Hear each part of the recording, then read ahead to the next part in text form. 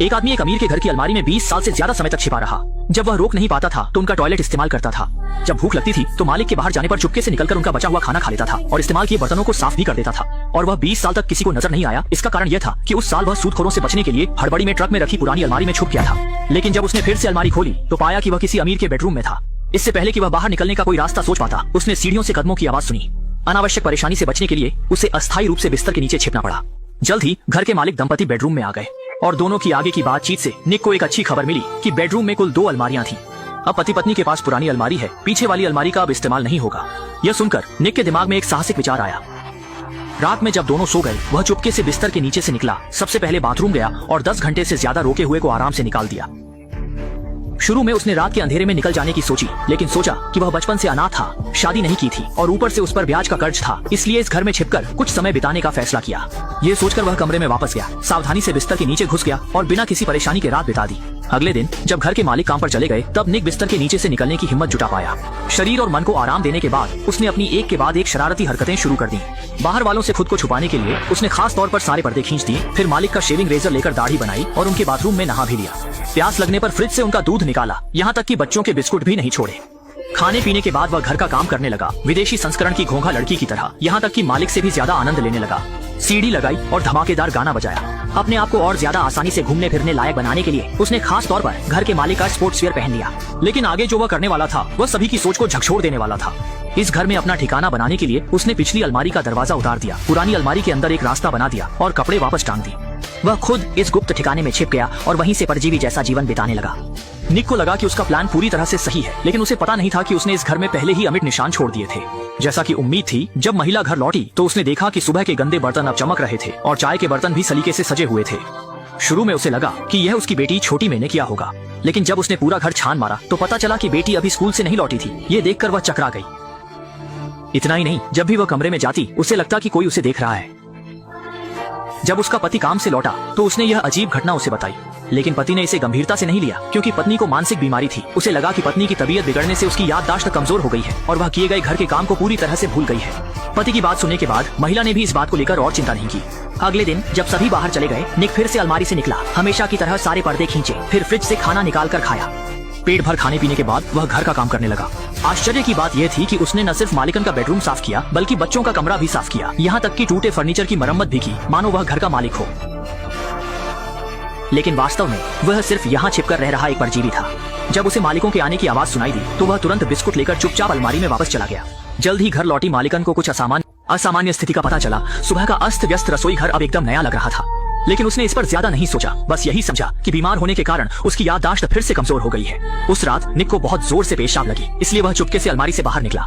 जैसे ही वह दरवाजे तक पहुंचा, सामने से बाथरूम जा रही श्याओमई से उसकी मुलाकात हो गई। दोनों की आंखें मिली और निक डर के मारे तुरंत दीवार की तरफ पीछे हट गया। जब उसे लगा कि अब वह मरा, तब नींद में चलती और अंधविश्वासी श्याओमई ने उसे महज एक भ्रम समझा और सीधे बाथरूम की तरफ चली गई। जब निक राहत की सांस ले रहा था, अगले दिन महिला मालकिन का एक फोन कॉल उसे तनाव में डाल देता है। मालकिन ने अपनी माँ को बताया कि घर में कोई तीसरा व्यक्ति मौजूद है। ये सुनकर निक के रोंगटे खड़े हो गए और उसकी रीढ़ ठंडी पड़ गई। जब उसे लगा कि अब वह बच नहीं सकता, तभी मालकिन ने अचानक बात बदल दी। उसे लगा कि यह उसके बहुत साल पहले मृत दादाजी की आत्मा है जो उसके साथ रहने आई है। ये सुनकर निक को जिज्ञासा हुई। वह जानना चाहता था कि मालकिन के दादाजी कौन थे। तो जब पूरा परिवार बाहर गया, उसने चुपके से मालकिन की डायरी खोली, जिसमें लिखी बातें उसके दिल को छू गईं। वह पुरानी अलमारी दरअसल मालकिन को उसके दादाजी ने बचपन में दी थी। जब भी वह दुखी होती, बचपन में मालकिन इस अलमारी में छिप जाती थी, जिससे उसका दुखी मन शांत हो जाता था। और कहते हैं कि जब बात करो तब वह सामने आ जाती है। अगले दिन मालकिन ने अचानक अलमारी खोली और बचपन की तरह उसमें घुस गई। लेकिन उसने जो अगली बात कही, उससे निक डर के मारे लगभग पेशाब ही कर देता। यह बात सुनते ही निक की हालत आधी मौत जैसी हो गई। जब उसे लगा कि अब वह पकड़ा गया है, तभी मालकिन ने बात का रुख बदल दिया। उसने जॉर्ज नाम के एक आदमी का जिक्र किया और उसकी आगे की बातों से निक को पता चला कि जॉर्ज मालकिन का बचपन का दोस्त था। दोनों बचपन के साथी थे, अक्सर अलमारी में छिपकर खेलते थे, लेकिन आखिर में जॉर्ज एक दुर्घटना में मर गया। दरअसल महिला ने निक को जॉर्ज की आत्मा समझ लिया था। उसे लगता था कि घर का सारा काम वही कर रहा है, यहाँ तक कि उसे अपना मानसिक सहारा भी मान लिया। अगले दिन जब निक घर का काम कर रहा था, अचानक कोई घर आ गया।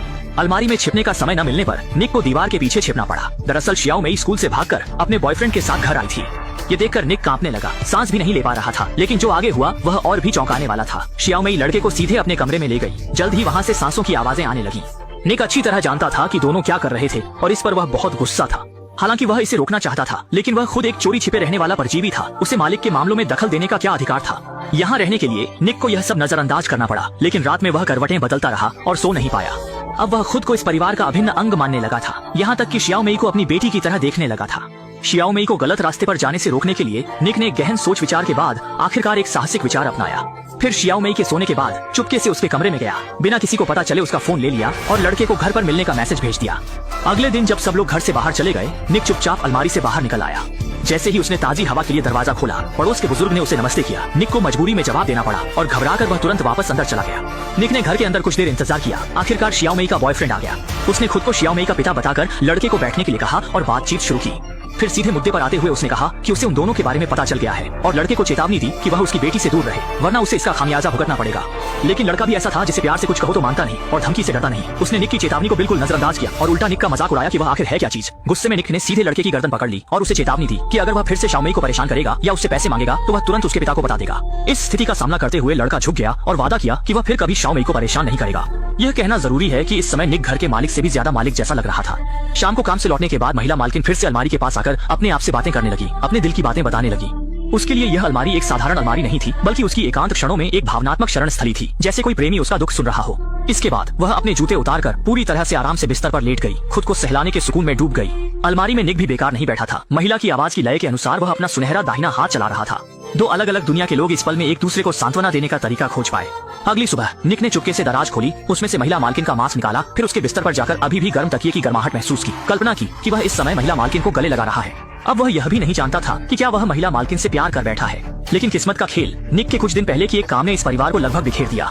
शियाओ मेई ने अपने पिता को उसके और उसके बॉयफ्रेंड को अलग करने के लिए दोषी ठहराया, लेकिन घर के मालिक को यह सब कुछ समझ नहीं आया। लेकिन शियाओ मेई का मानना था कि उसके पिता नाटक कर रहे हैं और इस बात को लेकर दोनों में बड़ी बहस हुई। गुस्से में शियाओ मेई घर में नहीं रहना चाहती थी और महिला मालकिन को अपनी बेटी के साथ कुछ दिनों के लिए मायके जाना पड़ा। निक इस बारे में बहुत शर्मिंदा था। उसे लगा कि उसे अपनी निजी इच्छाओं के लिए शियाओ मेई और लड़के के रिश्ते में दखल नहीं देना चाहिए था। परेशान मन से उसने दरवाजा खोला। कौन है? पड़ोसी था। बूढ़े आदमी ने फिर से उसका अभिवादन किया। उसे फिर से जवाब देना पड़ा। अपनी पहचान के खुलने के डर से वह मजबूरी में वापस घर के अंदर चला गया। दुखी होकर उसने लड़के को माफी मांगने के लिए फोन करने की कोशिश की, लेकिन लड़के ने पहले ही उसे ब्लॉक कर दिया था। इससे गुस्से में आकर उसने अपना फोन तोड़ दिया। लेकिन तभी बाहर से एक पुरुष और महिला की हंसी की आवाजें आई, लेकिन आवाज महिला मालकिन की नहीं थी। इसलिए उसने धीरे से दरवाजे की दरार से झांका और जो दृश्य देखा उससे वह पूरी तरह हैरान रह गया। उसने देखा कि घर का मालिक किसी दूसरी औरत के साथ बिस्तर पर रंगरलियां मना रहा था। बाहर की घृणित आवाजें सुनकर निक को महिला मालकिन के लिए बहुत बुरा लगा। रात को वह चुपके से अलमारी से बाहर निकला। बिस्तर पर अस्त व्यस्त पड़े दोनों को देखकर उसने महिला मालकिन के लिए इस बेईमान पति को सजा देने का फैसला किया। जब दोनों उठकर चले गए तो निक फिर से अलमारी से बाहर निकला, कंप्यूटर खोला और बिना निशान छोड़े मारने के तरीके खोजने लगा और उसे सफलता मिल गई। तरीका बहुत आसान था। उसने फ्रिज से 2 मिनरल वाटर की बोतलें निकाली, फिर चाकू से उन्हें आधा काट दिया, फिर बोतलों में कुछ मांस के टुकड़े डाले और बोतल का ऊपरी हिस्सा उल्टा करके रख दिया। दरअसल उसने तैतैया को फंसाने का जाल बिछाया था। कुछ ही देर में बड़ी संख्या में तैतैया बोतलों में आकर्षित हुए। फिर निक ने धुएं से उन्हें बेहोश कर दिया और सभी को कूड़ेदान में डाल दिया। जब घर का मालिक काम से लौटा और कूड़ेदान खोला तो जागे हुए तैतैया तुरंत उस पर हमला कर दिए। तैतैया के झुंड के शक्तिशाली हमले में घर का मालिक जल्द ही मरणासन्न हो गया, जबकि निक बगल में बैठा ठंडे भाव से देखता रहा जब तक कि घर का मालिक पूरी तरह से मर नहीं गया। लेकिन तभी बाहर से महिला मालकिन के घर लौटने की आवाज आई और वह जल्दी से अलमारी में वापस चला गया। जब महिला मालकिन ने जमीन पर अपने पति को देखा तब तक बहुत देर हो चुकी थी। महिला मालकिन इस तरह विधवा बन गई। इसके बाद निक और भी बेलगाम हो गया। अब वह सिर्फ अलमारी में छिपकर रहने से संतुष्ट नहीं था, इसलिए जब भी महिला मालकिन गहरी नींद में होती वह चुपके से उसके बिस्तर पर चढ़ जाता और उसे पकड़कर सो जाता।